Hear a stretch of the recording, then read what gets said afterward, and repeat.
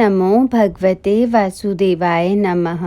विष्णु पर्व 10वां अध्याय। इस अध्याय में हम जानेंगे वर्षा ऋतु का वर्णन। वैशंपायन जी कहते हैं, जन्मेजय वृंदावन में पहुंचकर वसुदेव जी के वे दोनों पुत्र जो बहुत ही सुंदर थे, बछड़ों के झुंडों को चराते हुए वहां सब और विचरने लगे। वृंदावन में रहकर ग्वाल बालों के साथ क्रीड़ा और यमुना स्नान करते हुए उन दोनों भाइयों का ग्रीष्म मास सुखपूर्वक बीत गया।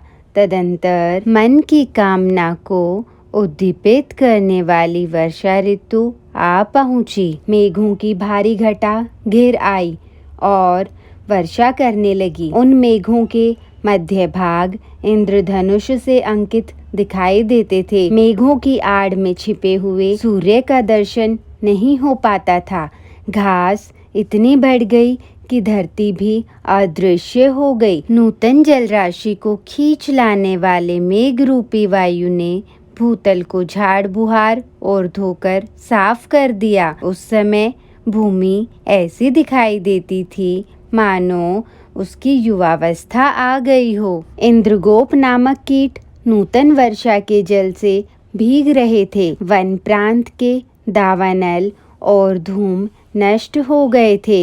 इससे उन वनों की बड़ी शोभा हो रही थी। बड़े बड़े पंखों से विभूषित मयूरों के नृत्य व्यापार का समय आ पहुंचा था। अतः उनकी मदमत दशा की मधुर वाणी बड़ी पटुता के साथ श्रवण गोचर होती थी। नूतन वर्षा में जिनकी कमनीयता बढ़ गई है, जो भ्रमरों को आहार प्रदान करते तथा युवावस्था में आ पहुँचे हैं, उन कदम्ब वृक्षों का आकार नए बादलों के आने से अधिक शोभा पाने लगा। कुटज के वृक्षों ने अपने फूलों से वहाँ सब और हास्य की छटा छिटका दी। कदम्बों ने उस वन में सुगंध भर दी।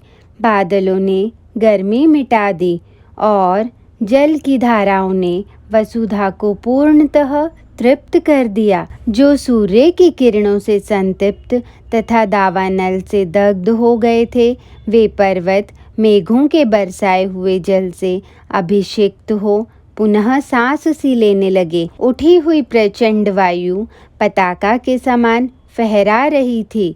बड़े बड़े मेघों के समुदाय प्रासादों अर्थात महलों के समान प्रतीत होते थे। इस प्रकार आकाश भूतल के महाराजों के नगर के समान स्वरूप धारण किए था। कहीं कदम्ब का विकास हास की सी छटा बिखेर रहा था, कहीं भूई फोड़ या गोबर छत्ता आभूषण के समान शोभा देता था। जगह जगह नीप के वृक्ष खिले हुए थे। इन सब के कारण वृंदावन अत्यंत दीप्तिमान सा प्रतीत होता था। इंद्रदेव के बरसाए हुए जल से अभिषेक्त तथा वायु से विस्तार को प्राप्त हुई पृथ्वी की सौंधी सुगंध सूंघकर लोगों का मन शुद्ध हो उठता था। मतवाले भ्रमरों के गुंजारव, मेंढकों की ध्वनि तथा मोरों की नूतन केकावाणी से वहाँ की भूमि गूंज रही थी। नदियों में तीव्र गति से बड़ी बड़ी भंवरें उठ रही थी। वर्षा के कारण उनका वेग महान हो गया था।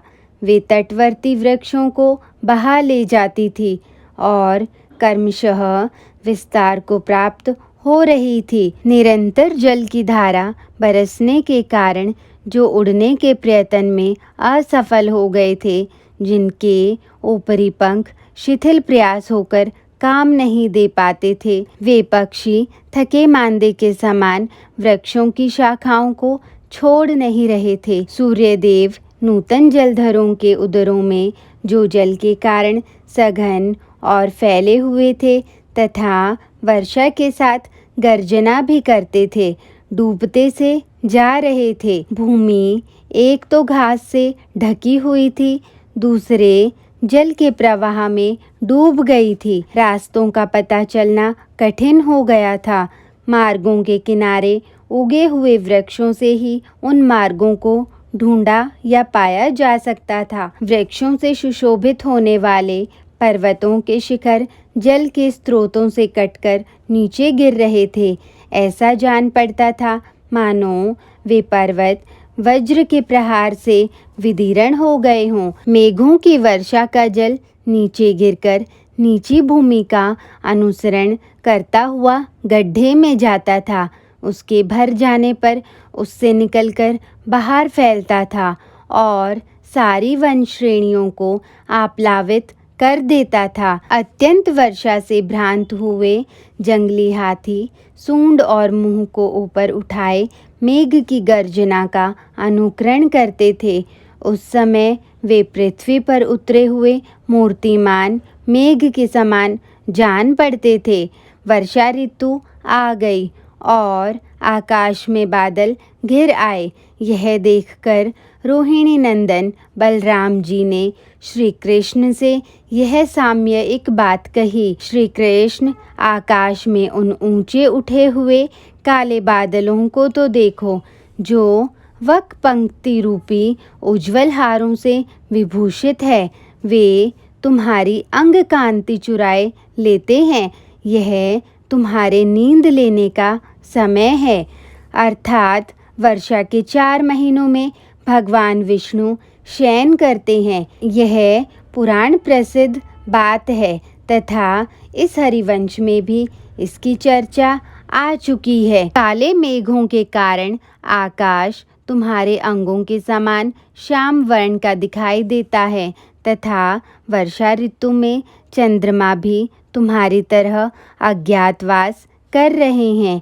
जो काले मेघों के छा जाने से शाम दिखाई देता है तथा जिसकी आभा नील कमल दल के समान हो गई है, वह आकाश दूरदीन अर्थात वर्षा का समय आने पर स्वयं भी दूरदीन अर्थात मेघाच्छन्न दिवस सा प्रतीत होता है। श्री कृष्ण, देखो जल से भरकर परस्पर गुथे हुए इन काले बादलों से गौओं की वृद्धि करने वाला गोवर्धन पर्वत कैसा रमणीय प्रतीत होता है। ये कृष्ण मृग चारों ओर जल गिरने से मदमत हो उठे हैं और आनंद मग्न होकर काननों में विचरते हुए शोभा पा रहे हैं।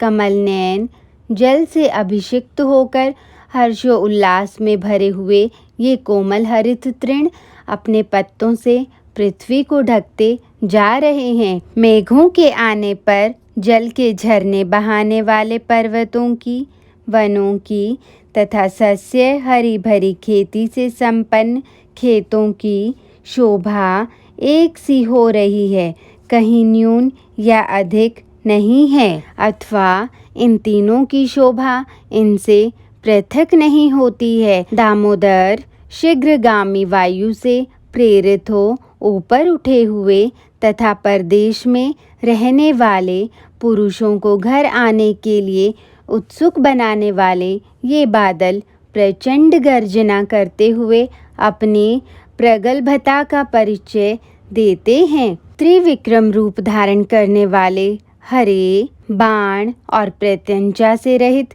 तिरंगे इंद्रधनुष से तुम्हारे मध्यम पद का श्रृंगार सा किया गया है। श्रावण मास में आकाश के नेत्र स्वरूप ये अंशुमाली सूर्य प्रभाहीन से होकर आकाश में विचरते हुए अधिक शोभा नहीं पा रहे हैं तथा बादलों से आच्छन्न होने के कारण इनकी तापदायिनी किरणें शीतल हो गई हैं। आकाश में फैलकर समुद्र के जल प्रवाह से प्रतीत होने वाले इन बादलों ने अविच्छिन्न रूप से जल की धाराएं गिराकर आकाश और पृथ्वी को मानो सदा के लिए एक दूसरे के साथ जोड़ दिया है। पृथ्वी पर अत्यंत वर्षा होने के कारण नीप, अर्जुन और कदम्बों की गंध से वासित हुई कोलाहल युक्त वायु कामियों का कामोदीपन करती हुई बह रही है। बड़े जोर से वर्षा आरंभ हो गई है। बड़े बड़े मेघ बरसने के लिए नीचे को झुक आए हैं। जिनसे यह आकाश अथाह अनंत महासागर से संयुक्त सा प्रतीत होता है। जल की धाराओं का निर्मल नाराज विद्युत रूपी कवच तथा इंद्रधनुष रूपी आयुध को धारण किए हुए यह आकाश युद्ध के लिए सुसज्जित हुआ सा जान पड़ता है। सुमुख श्री कृष्ण पर्वतों के शिखर तथा वनों और वहाँ के वृक्षों की शिखाएं घने बादलों से आच्छादित होकर कैसी शोभा पा रही हैं। अपनी सूंडों से जल छोड़ने वाले गज समूहों की भांति इन काले घने बादलों से आच्छादित हुआ आकाश रंग रूप में समुद्र के समान हो गया है। समुद्र के हिलोरे लेने से उत्पन्न हो चंचल घासों को कंपित करती हुई जल बिंदुओं सहित उद्दाम गति से चलने वाली शीतल एवं कर्कश वायु बह रही है, जिनमें चंद्रमा भी सोए हुए के समान अदृश्य हो गए हैं। बादलों ने पानी बरसाना आरंभ कर दिया है और आकाश के सूर्य भी डूब चुके हैं। ऐसी बरसाती रातों में दसों दिशाओं का कुछ पता नहीं चलता है। सब और वायु से मेघों द्वारा उपलक्षित आकाश चेतन सा प्रतीत होता है। किसानों को न दिन का पता चलता है न रात का। श्री कृष्ण देखो, धाम रूपी दोष से रहित और मेघों के बरसाए हुए जल से विभूषित हुआ वृंदावन चैत्र रथ वन के समान शोभा पा रहा है। इस प्रकार श्री कृष्ण के बड़े भ्राता महाबली श्रीमान बलराम वर्षा काल के गुणों का वर्णन करते हुए ही उनके साथ व्रज में चले गए। एक दूसरे के साथ खेलते और घूमते हुए दोनों भाई श्री कृष्ण और संकर्षण उस समय के भाई बंधुओं के साथ उस विशाल वन में विचरने लगे। इस प्रकार श्री महाभारत के खिलभाग हरिवंश के अंतर्गत विष्णु पर्व में वर्षा का वर्णन विषयक 10वां अध्याय पूरा हुआ। जय श्री कृष्ण।